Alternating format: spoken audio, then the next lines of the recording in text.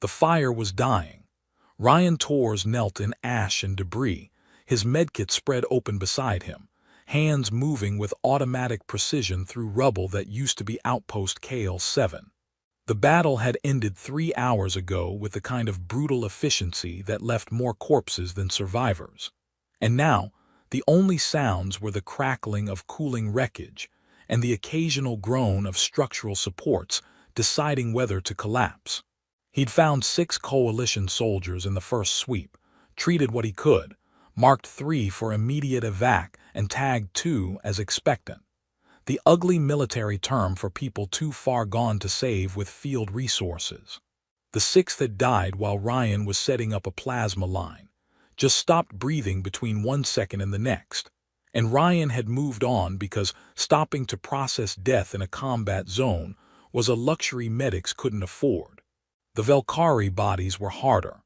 Ryan treated wounded enemies because that's what the conventions required and because fundamentally he didn't see soldiers, he saw patients.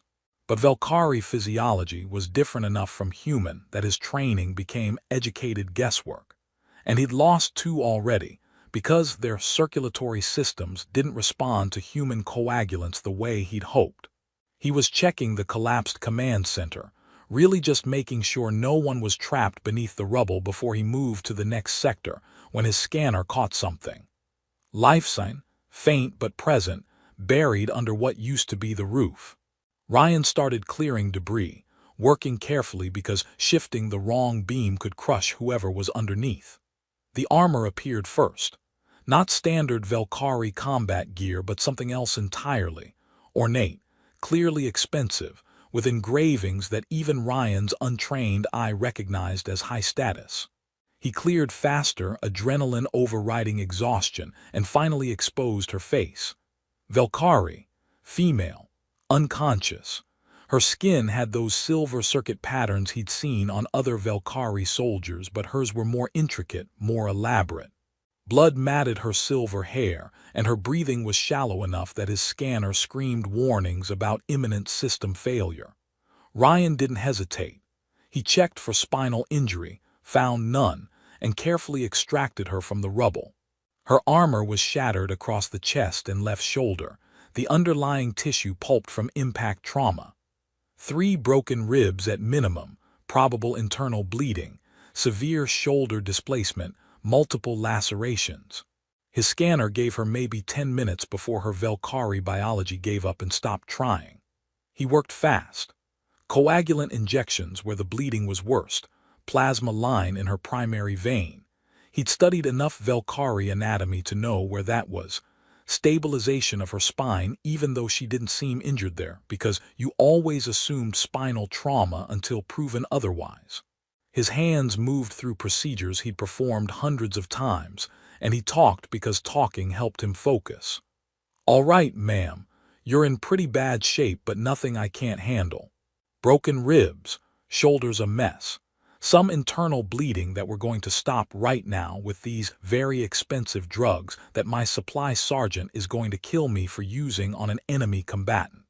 He checked her vitals, watched them stabilize fractionally.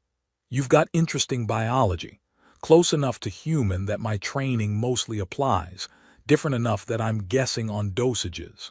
If you wake up feeling strange, that's probably my fault." Her armor was too damaged to leave on. The broken plates were pressing against wounds and causing more damage. Ryan cut through the bindings, carefully removed the pieces, trying not to think about how ornate they were, how expensive, how this was clearly someone important. Didn't matter. Important or not, she was bleeding out in front of him. He was cleaning the lacerations on her face when her eyes opened. Silver, pure molten silver with geometric patterns that shifted and moved as she focused on him. Ryan froze mid-motion, suddenly very aware that he was alone with an enemy combatant who might wake up violent despite being critically injured. But she didn't move aggressively, just stared at him with an intensity that made his skin prickle. Her lips moved, forming words in her language that his translator earpiece struggled with before producing. "What are you doing?" "Saving your life. Try not to move. Your ribs are broken, and if you shift wrong, you'll puncture a lung. Ryan resumed cleaning her facial wounds, forcing himself to focus on the medicine instead of those unnerving eyes. You are human. Not a question. Yeah, coalition medic. You're Velkari, and before you ask, I'm treating you because that's my job regardless of what flag you fight under. He checked his scanner, adjusted her plasma flow. You took a hell of a hit. What got you? Their mech unit. Her voice was rough, strained with pain she was clearly trying to hide. They did not recognize me in the chaos. Friendly fire, that's rough. Ryan moved to her ribs, needed to palpate them to check for displacement. This is going to hurt. I have to make sure nothing shifted that could cause more damage. He pressed gently against her side, feeling for broken bone, and she went absolutely still. Not the stillness of someone in pain, but something else, something deliberate and strange. Her hand shot out and caught his wrist, not violently but firmly, stopping his examination. "Wait," she said. "Ma'am, I need to check your ribs. Internal bleeding is still a concern." "I understand, but you need to understand something first." Those silver eyes bored into his. "Be careful, human. I am not just any woman. What you are doing, touching me like this, caring for me while I am helpless, it carries consequences you do not comprehend." Ryan frowned, his medic brain cataloging this as possible head trauma or shock-induced confusion. "With respect, you're severely injured and probably in shock. I'm going to continue treating you, and we can discuss consequences after I make sure you're not dying. You do not understand our customs, my people's laws." She released his wrist, but her gaze remained intense. "When someone of my standing is wounded, when they are vulnerable and helpless, and another offers care without obligation or expectation, there are protocols, bonds, ancient traditions that govern such moments." Bonds. Ryan resumed his examination because her ribs weren't going to fix themselves while she talked about customs. "Yes, and you," she paused, seemed to struggle with something. "You should be careful who you touch, medic, because I am choosing to allow this, and that choice has meaning you cannot yet understand." Ryan chalked this up to cultural differences. He didn't have time to navigate. Velkari society was apparently big on hierarchy and tradition. He'd sat through enough briefings to know that much. "I'm going to keep working. You can explain your traditions after I make sure you don't die from internal bleeding." He continued his examination, and she let him, but that intense gaze never left his face. He could feel it like physical pressure, watching every move he made, every touch of his hands against her injured body. It should have made him uncomfortable, but Ryan had long ago learned to tune out everything except the medicine when he was working. The ribs were bad but manageable. The shoulder needed surgical intervention he couldn't provide in the field. The internal bleeding was slowing thanks to the coagulants, and her Velkari physiology was already starting to compensate. She'd live, assuming he could get her to proper medical facilities within the next 12 hours. Ryan sat back against the rubble, allowing himself a moment to catch his breath. 3 hours of continuous triage was catching up with him. The woman, he still didn't know her name, watched him with that same unsettling intensity. "You have saved my life," she said quietly. "That's the job." "No, your job is to save your soldiers. I am your enemy, your adversary in this war. And yet you have expended valuable resources, precious time, your own safety to ensure I survive." She paused. "Why?" Ryan was too tired for philosophy. "Because you needed help and I could provide it. That's all the reason I need." "That is all the reason you need," she repeated, and something in her voice suggested she was filing this away, analyzing it. "Remember this moment, human medic. Remember that you chose to help when you could have walked away. Remember that you touched me with care when I was too weak to command or defend." "I'll add it to the list of memorable moments," Ryan said, too exhausted for her cryptic warnings to land with proper weight. "What's your name?" "You do not know." She seemed genuinely surprised. "You truly do not recognize me." "Should I? You're Velkari, clearly high-ranking based on the armor, but beyond that," he shrugged. I'm a medic, not intelligence. She stared at him for a long moment, then something that might have been a smile crossed her face. Perhaps that is better, perhaps that is why. She stopped herself. My name is Lyris, Commander Lyris Val Sharon. Commander, so I was right about the high-ranking part. Ryan checked his scanner, confirmed she was stable enough to survive until evac arrived. Well, Commander Lyris, you're going to live. Congratulations. And you are? Corporal Ryan Torres, 3rd Expeditionary Medical Unit. He started repacking his medkit, muscle memory taking over. When my people come back to sweep for survivors, I'll make sure you're evacuated to proper medical facilities. You would do that, ensure I receive care. Yeah, why wouldn't I? Because I am the enemy. Because allowing me to recover means I will return to fight your people again. She said it like she was testing him, waiting for his response. Ryan looked at her, really looked at her for the first time since starting treatment. Silver eyes that held something complicated he couldn't identify, blood and dirt streaking her face, the vulnerability of someone who'd been helpless and hated it. Maybe you will, he said finally, but that's a problem for tomorrow. Today you're my patient, and I don't leave patients to die, regardless of politics. Lyris went very still again, that same deliberate stillness from before. When she spoke, her voice was quiet but carried weight. You are unlike anyone I have met, Ryan Torres, and you have done something tonight that you do not yet understand the magnitude of. Saved your life. Chosen me. She said it with finality, with certainty. Whether you comprehend it or not, you have touched a queen at her weakest moment. And by the ancient laws of my people, that means you are mine now, and I do not surrender what is mine. The words should have sounded like a threat. Instead, they sounded like a promise. Ryan was too tired to parse which, and exhaustion was pulling at him hard. Get some rest, Commander. We'll figure out what that means when you're not bleeding internally. Her eyes closed, but just before unconsciousness took her, she whispered something his translator couldn't quite catch. It might have been thank you, or it might have been something else entirely. Ryan didn't know, didn't have energy to care. He settled against the rubble beside her, keeping watch because leaving a critical patient unattended was against every instinct he had. The fire crackled, the wreckage cooled, and somewhere in the ruins of Outpost KL-7, a human medic and a Velkari commander began something that would change both their lives in ways neither could imagine. Ryan dozed fitfully, jerking awake every time Lyris's breathing changed, checking her vitals with automatic precision. Around 400 hours, coalition forces returned for survivor retrieval, and Ryan flagged them down, insisted they transport his Velkari patient to the medical frigate despite protests. He pulled rank he didn't technically have, used his reputation as the best trauma medic in the unit, and eventually got his way because nobody wanted to argue with Torres when he had that look in his eyes. They loaded Lyris onto a transport, and Ryan climbed in beside her because she was his patient, and he didn't trust anyone else to monitor her condition properly. She didn't wake during the transfer, but her hand found his at some point during the flight, gripped it with surprising strength for someone unconscious.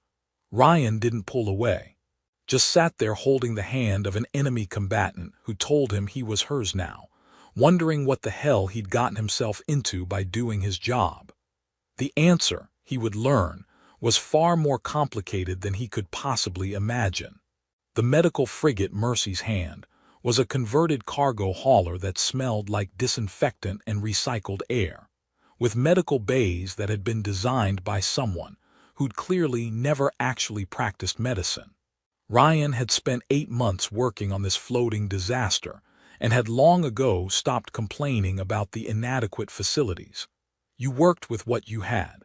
He stayed with Lyris through intake, through the initial protests from the triage nurses who wanted to know why he was wasting resources on an enemy prisoner, through the eventual acceptance when he explained, with perhaps more force than necessary, that she was critically injured and he'd already stabilized her in the field, so they were damn well going to finish the job.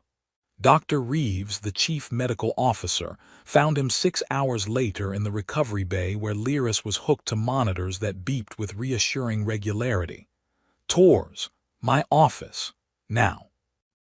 Ryan looked at his patient, still unconscious, vitals stable, and reluctantly followed.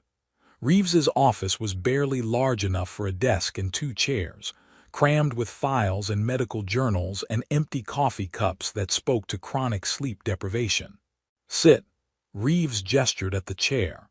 "Explain to me why you brought an enemy combatant to my medical frigate, used significant resources on her care, and are currently hovering over her like she's coalition personnel." "She was critically injured. I stabilized her. Leaving her would have violated medical ethics.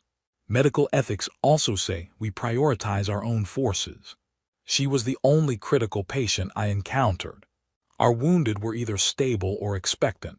She needed immediate intervention or she'd die." Ryan met Reeves's eyes. "I'm a medic. I don't see flags, I see patients." Reeves leaned back, studied him. "You've always been stubborn about this, treating everyone equally regardless of what side they're on. I've never figured out if it makes you the best medic I have or the biggest liability. Can it be both?" "Apparently," Reeves sighed. "Command is asking questions. About why we have a Velkari officer in our medical bay. About why you specifically requested she be kept here instead of transferred to the prisoner processing. She's my patient. I'm responsible for her care until she's recovered enough to transfer." "That's not standard protocol." "Since when have I followed standard protocol?" Ryan asked, and Reeves had no answer because they both knew Tors had a reputation for doing things his own way and getting results that made people overlook the violations. "She wakes up, you let me know immediately. And Tors, be careful. Enemy combatants don't become friends just because you save their lives." Ryan returned to the recovery bay and found Lyris awake. Those silver eyes tracked him as he entered, and there was no confusion in them, no disorientation, just immediate focused awareness. "You're still here. Where else would I be? With your own people, your own duties." She tried to sit up, winced, settled back. "I am your prisoner now. You're my patient. Different thing entirely." Ryan checked her monitors, noted that her Velkari physiology was healing faster than human normal. Impressive. "How are you feeling?" "Like I was crushed by a mech, which I was." She watched him adjust her plasma line. "You stayed with me, ensured I received proper care, argued with your superiors on my behalf." "You heard that?" "Velkari hearing is superior to human. I heard many things while I was recovering." She paused. "You protected me from your own people who wanted to treat me as merely a prisoner to be processed. Because you're injured. When you're recovered, then they can process you however they want. Until then, you're under my medical authority." Ryan sat in the chair beside her bed. "Speaking of which, I should probably know more about my patient. Commander Lyris Val Sharon." "What does the Val mean?" Something shifted in her expression. "It indicates royal bloodline. House Sharon has ruled the Velkari Empire for 17 generations." Ryan processed this. "Your royalty." "I am crown princess. Third in line to the throne." She said it matter-of-factly, watching for his reaction.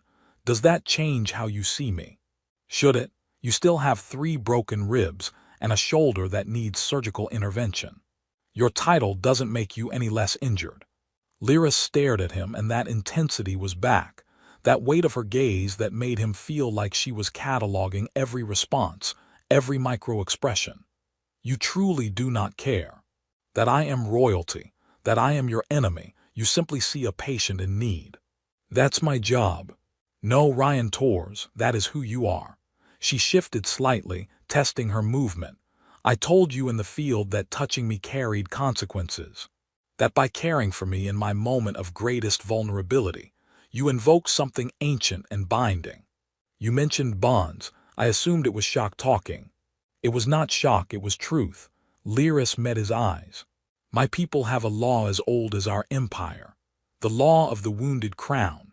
It states that when someone of royal blood is injured and helpless, unable to command, unable to defend, stripped of all authority and power.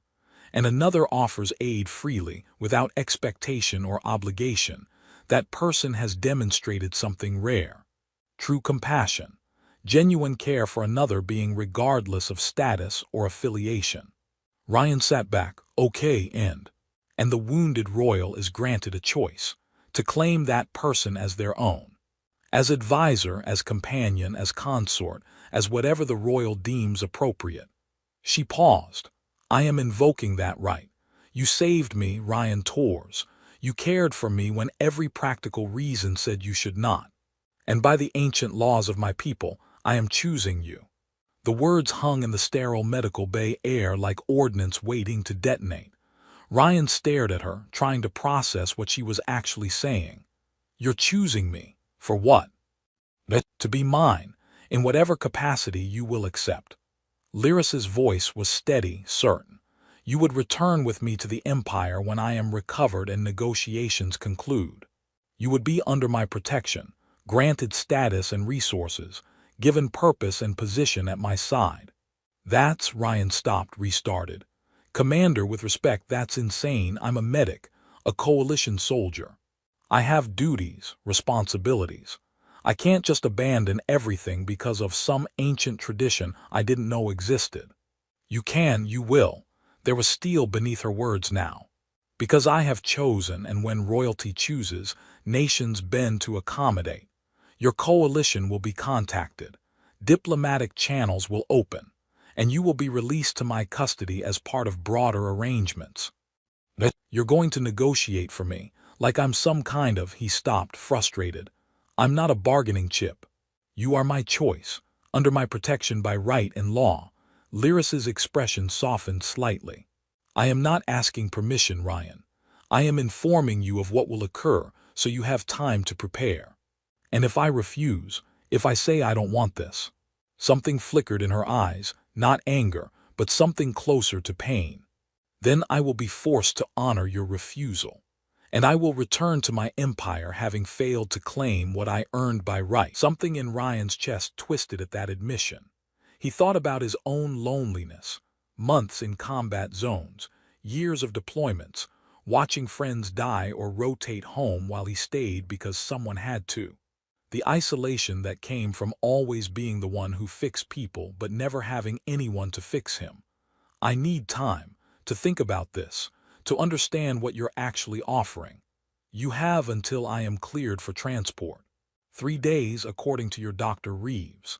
Lyris settled back into her bed, exhaustion pulling at her. Think carefully, Ryan Tors, because if you say yes, your life will change in ways you cannot predict. And if you say no, her voice went quiet. If you say no, mine will remain as it has always been, and I am discovering I do not want that anymore. She closed her eyes, conversation clearly over. Ryan sat there for a long time, watching her sleep, trying to process an impossible decision that somehow felt inevitable. Over the next 3 days, Ryan didn't sleep much. He worked his shifts, treated patients, and spent his downtime with Lyris, ostensibly monitoring her recovery, actually talking about everything. She told him about the empire, about growing up as third in line to the throne, close enough to power to understand it but far enough away to never expect it.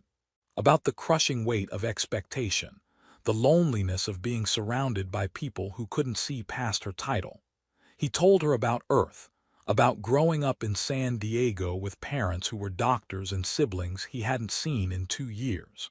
About joining the coalition because he wanted to help people, wanted to make a difference, and ended up in war zones watching people die over resources and borders. You sound tired, Lyris observed during one conversation. I am, of the war, of watching good people die for reasons that feel increasingly stupid, of being so far from home that I'm forgetting what normal feels like. Ryan ran a hand through his hair. I've got 18 months left on my contract. After that, I don't know, maybe go home, find a hospital somewhere quiet, try to decompress. Or you could come with me. To an empire we're at war with. To an empire that would value you. where you could practice medicine without battlefields, could actually help people heal instead of just keeping them alive long enough to fight again.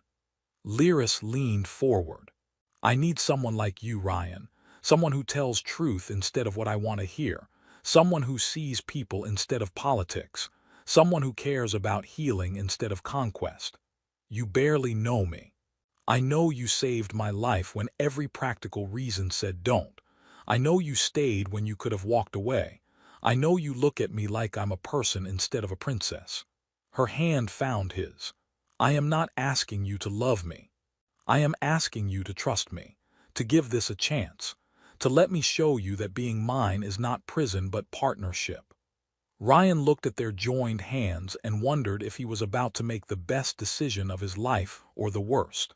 If I say yes, what happens, specifically? You return with me to Velcara Prime, quarters in the Royal Wing, status as my chosen companion under full protection of my name. You could continue practicing medicine. We have hospitals that would benefit from your knowledge. Or you could advise me on humanitarian policy, help reform how we handle occupied populations. Her grip tightened. You would be mine and I would be yours, partners. And if I want to visit Earth, I would arrange it. Safe passage, diplomatic protocols. I would not separate you from your world, Ryan. I am claiming you, not imprisoning you. He studied her face, looking for manipulation or hidden agenda, found only honesty and hope. One more question. Is this really about ancient law, or is there something else? Lyris was quiet for a long moment. Then, the law is real, but the truth. When I woke up and saw you caring for me, I felt safe. Like someone actually cared if I lived or died, not because of my value to the Empire, but because I was a person. And I have been lonely, Ryan, so lonely, until you. She met his eyes. I am choosing you because you make me feel like I matter, not as crown princess, just as Lyris.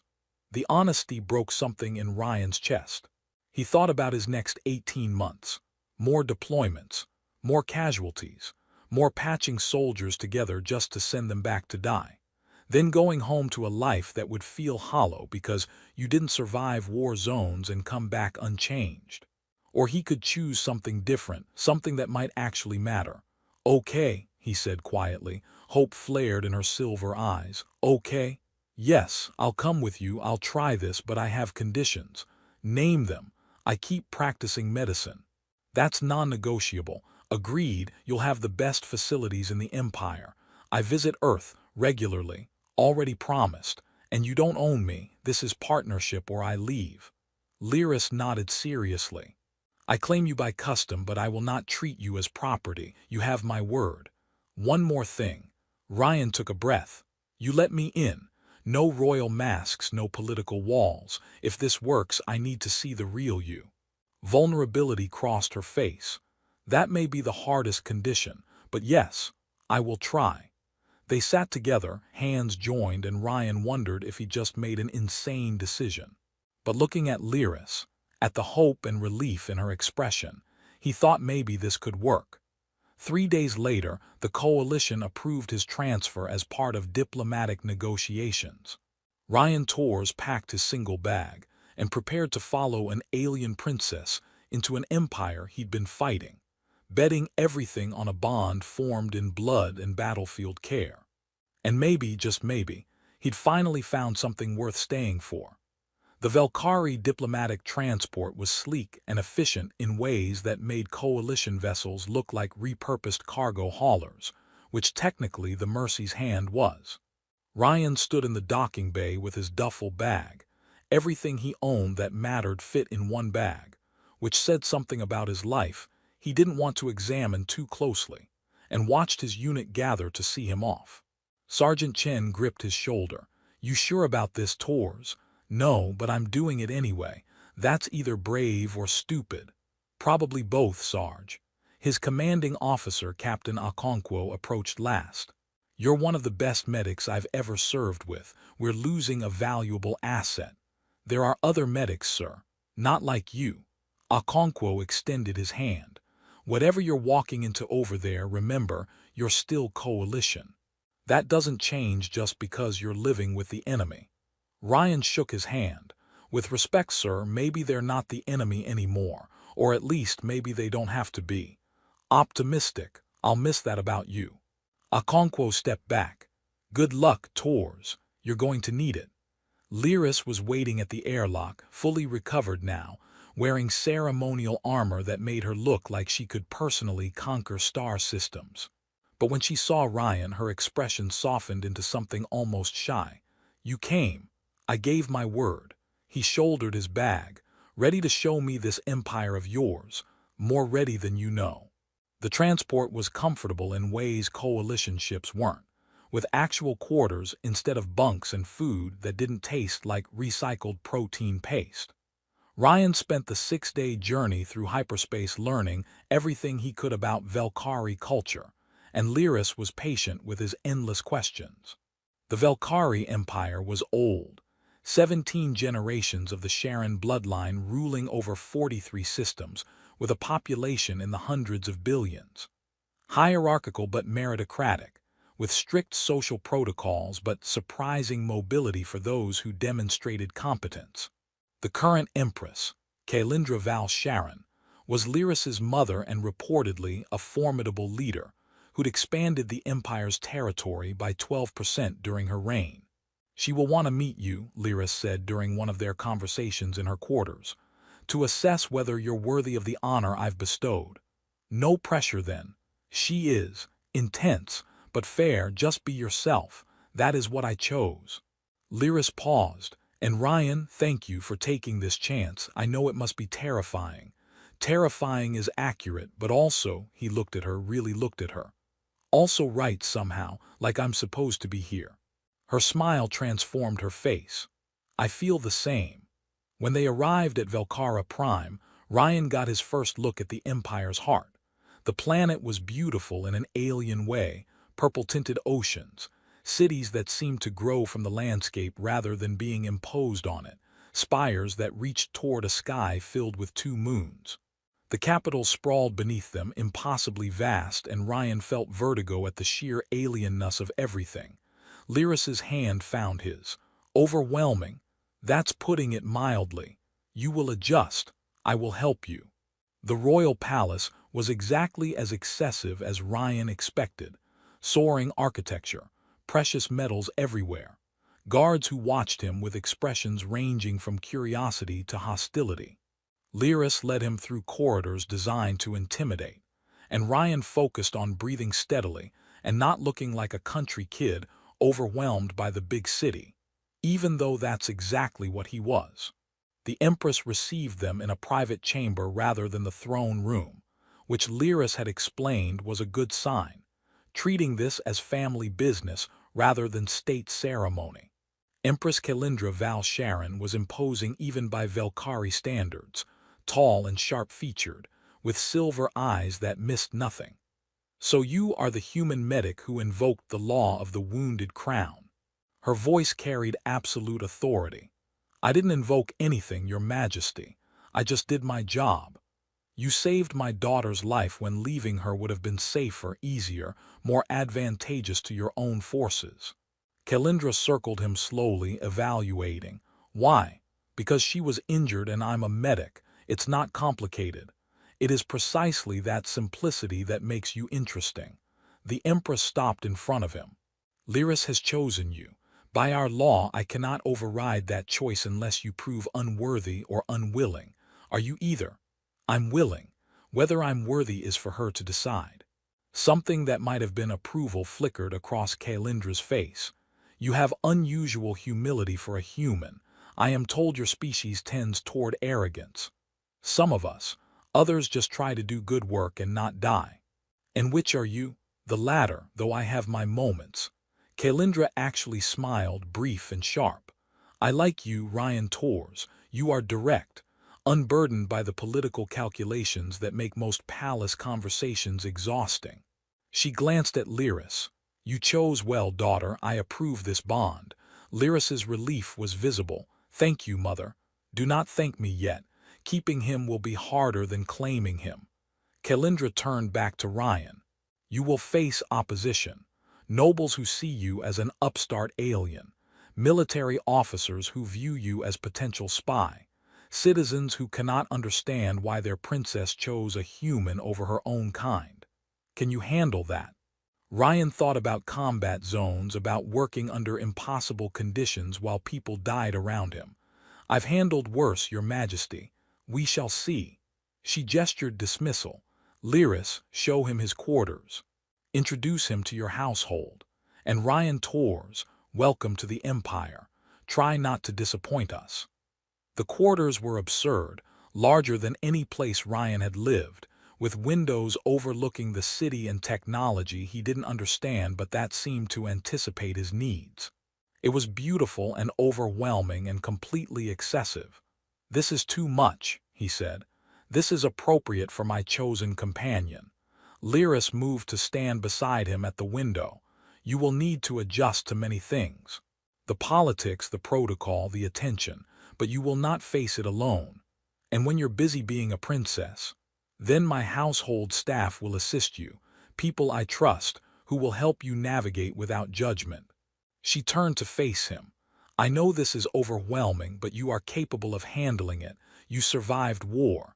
You handled my mother better than most nobles manage. You will thrive here. Ryan wanted to believe her. Over the next weeks he started to. Lyris kept her promises. She let him in, showed him the person beneath the princess. They spent evenings talking about everything and nothing. She had dry wit and surprising appreciation for human music. She introduced him to palace medical staff, helped him establish a clinic where he could practice and teach. She took him to civilian hospitals, showed him healthcare challenges the empire faced, asked his opinion on reforms. The opposition Kailindra warned about materialized quickly. Nobles who made snide comments about the human pet within his hearing. Military officers who questioned his loyalty and suggested he was coalition spy. Anonymous threats left in his quarters.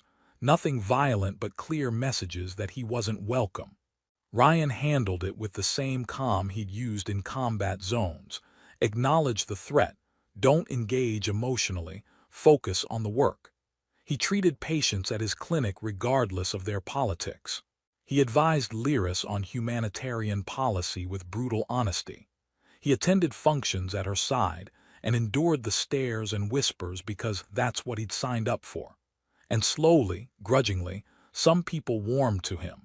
The hospital staff appreciated his expertise and teaching methods.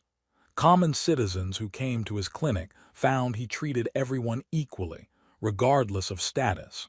Even some nobles admitted quietly, privately, that perhaps the princess's choice wasn't entirely insane, but there were still problems.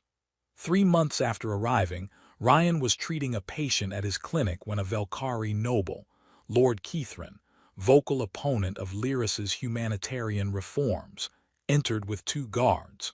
Corporal Tors, or should I say the princess's human curiosity. Ryan didn't look up from his patient. Lord Keithran, if you're here for medical care, take a seat. If you're here to cause problems, please leave. I'm here to understand why our crown princess has debased herself by choosing an alien, a former enemy, a medic with no status or breeding. Then you should ask her, not me. Ryan finished bandaging his patient's arm, made notes on treatment. I'm busy. Keithran's guards moved forward, but Ryan's Velkhari medical assistant, a young woman named Sierra who'd warmed to him quickly, stepped between them. This is a medical facility. Violence is prohibited by imperial law. Stand aside, girl. No, my lord. The human is under crown princess protection. Threatening him threatens her, and threatening royalty is treason. Sierra stood her ground despite being clearly terrified. The standoff lasted 3 heartbeats before Keithran sneered and left. Ryan waited until his patient departed before turning to Sierra. You didn't have to do that. You could have stayed out of it. You are good doctor, good teacher, good person. Sierra shrugged.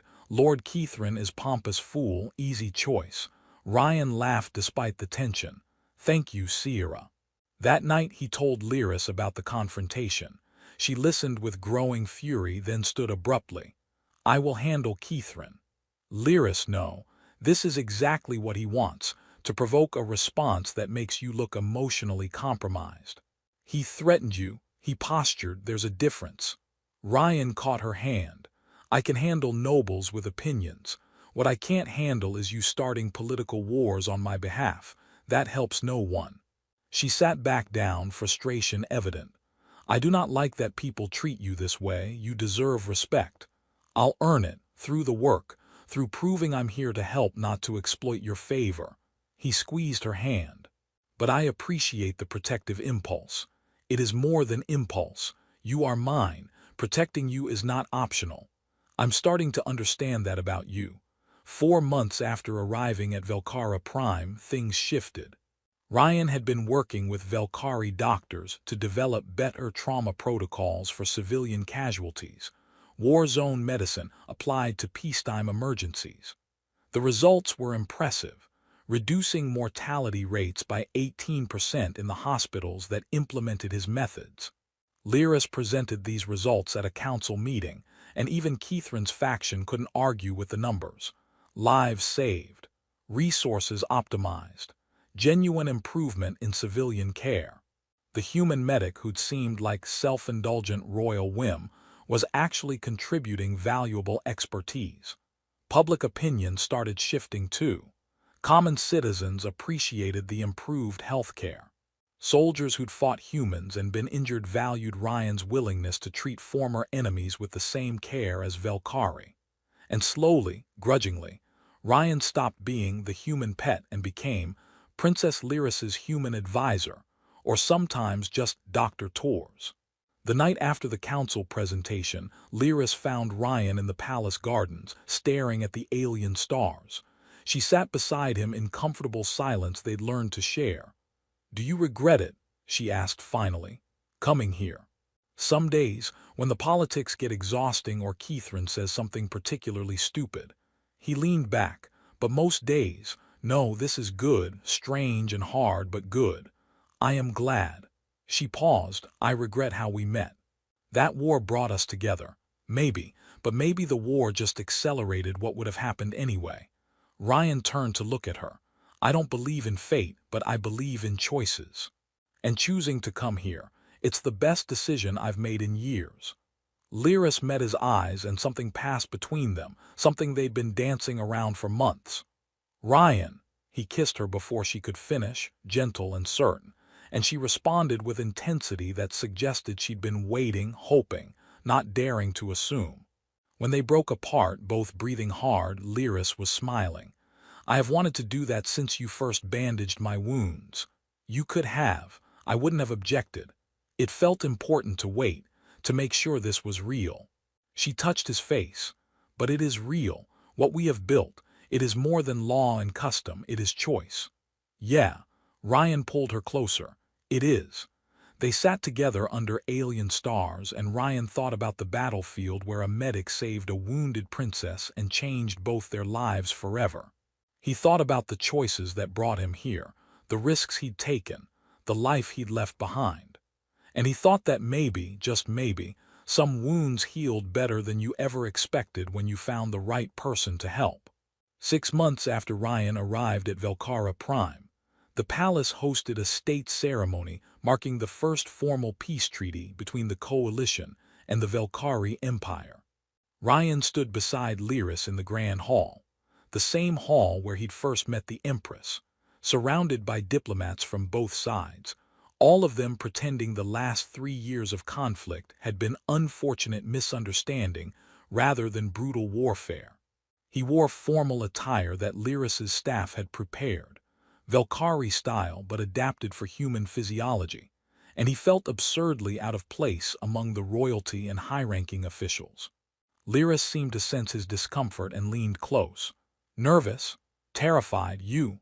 "The same, but we face it together." The peace treaty wasn't solely because of them. There were complex political and economic factors, territorial agreements, trade negotiations. But they were part of it. A living symbol that former enemies could become partners, that healing was stronger than hurting. The human medic and the Velcari princess, proving that connection across species was possible. Empress Kalindra gave a speech about new eras and mutual benefit. The coalition's diplomatic envoy responded with carefully neutral platitudes. And through it all, Ryan stood beside Lyris, visible to everyone, a statement that the Empire's third-in-line to the throne had chosen a human, and the Empire hadn't collapsed from the scandal. After the ceremony, during the reception, Ryan found himself cornered by Coalition Ambassador Wei, a sharp-eyed woman who'd been part of the treaty negotiations. Corporal Tors, or is it Dr. Tors now? Just Ryan is fine, Ambassador. I've been hearing interesting things about you, medical reforms, humanitarian policy advising, quite the career change from combat medic. Wei sipped her drink. Some in the coalition wonder about your loyalties. I'm loyal to healing people, doesn't matter what flag they're under. That's admirably principled, also politically naive. Wei smiled. But perhaps that's what makes you valuable. You're genuine. In a galaxy full of political maneuvering, genuine is rare. Is there a point to this conversation, Ambassador? Just assessing, trying to understand if you're a coalition asset living in the Empire or if we've genuinely lost you to the other side. She paused. Which is it? Ryan thought about his life here, the clinic, the reforms, Lyris. I'm not anyone's asset. I'm a medic who fell in love with a princess and decided to stay. Everything else is just details. Wei's eyebrows rose. In love? That's the first time I've heard you phrase it that way. Yeah, me too. Ryan glanced across the room where Lyris was engaged in diplomatic conversation, handling it with grace he admired. But it's accurate. Well then. Good luck, Ryan Tors. You're going to need it. That night, after the diplomats left and the palace returned to something approaching normal, over the next months, they did exactly that, built something lasting. Ryan's medical reforms expanded to 12 hospital systems. Lyris's humanitarian policies reduced civilian casualties in occupied territories by 40%. And together, they became proof that former enemies could be partners, that healing was possible, that love could cross any divide if you were brave enough. There were still challenges. Kithrin's faction continued causing problems, though with decreasing effectiveness as Ryan's work proved valuable. Some coalition hardliners viewed Ryan as traitor. And navigating two cultures, two political systems, two very different approaches to everything required constant effort. But there were also victories. The clinic Ryan established became model for empire-wide medical education reform. Lyris's policies inspired other systems to prioritize humanitarian considerations. And their relationship, public, visible, genuine, helped shift perceptions on both sides about what was possible between species. A year after arriving at Velcara Prime, Ryan received message from Earth. His family, finally able to contact him through newly established diplomatic channels. His mother's message was simple. We saw you at the treaty ceremony. We're proud of you. Come visit when you can. Bring your princess. We want to meet her. Ryan showed the message to Lyris and she smiled. Your mother commands my attendance. I am obligated to comply. But that's not how diplomatic protocols work. It is now I have decided. She paused. I would like to meet your family, see your homeworld, understand where you came from. Fair warning, San Diego is nothing like Velcara Prime. My family is loud. My siblings will ask embarrassing questions, and my mother will definitely try to feed you too much food. That sounds wonderful. They visited Earth 3 months later, and it was wonderful, chaotic and overwhelming and completely different from palace life, but wonderful. Ryan's family welcomed Lyris with warmth that clearly startled her, treated her like Ryan's girlfriend rather than royalty, and asked pointed questions about her intentions toward their son that made Ryan want to die of embarrassment. But Lyris handled it perfectly, charmed his siblings, bonded with his mother over medical stories, and by the end of the week had his entire family convinced she was good for him. On their last night on Earth, sitting on the beach where Ryan had grown up, Lyris spoke quietly. I understand now why you are the way you are. Your family they love without condition, without politics. They just love. Yeah, I'm lucky that way. We both are. She leaned against him. Thank you for sharing them with me. Thank you for coming, for trying this, for being willing to step into my world the way I stepped into yours. They returned to Velkara Prime as genuine partners, not just by ancient law but by choice. They built lives that spanned two worlds, two cultures, proving that connection was possible if you worked at it. 2 years after that battlefield where Medic saved wounded Princess, Ryan and Lyris stood together at another ceremony. This one celebrating 5 years of stable peace between Coalition and Empire. Ryan had been officially granted Velkari citizenship while maintaining his Coalition ties. Lyris had been named Ambassador for Humanitarian Affairs, with Ryan as her primary advisor. They changed both their societies in small but meaningful ways, proved that former enemies could become family, that healing was stronger than hurting, that love could cross any divide. Do you ever think about that battlefield? Lyris asked during the reception, where we met. Sometimes, usually when I'm patching someone up and they're being particularly stubborn about following medical advice. Ryan smiled. Why? Because I think about it often. About how one choice, your choice to help me when you could have walked away, changed everything. She took his hand. I was wounded, you healed me, and in healing me you healed something larger, possibility, hope. The idea that we could be better than our conflicts. We did that together. Yes, together. She squeezed his hand. Which is how we will continue, partners, in healing, in reform, in building something better, partners in all the ways that matter. Ryan looked at her. This princess who'd chosen him, this brilliant woman who'd let him in, this partner who made him better than he'd been, and thought about how sometimes the most important medical interventions weren't physical. Sometimes healing meant choosing connection over isolation, choosing hope over fear, choosing to see the person instead of the enemy. He'd saved Lyris's life on a battlefield, but she'd saved his too, from loneliness, from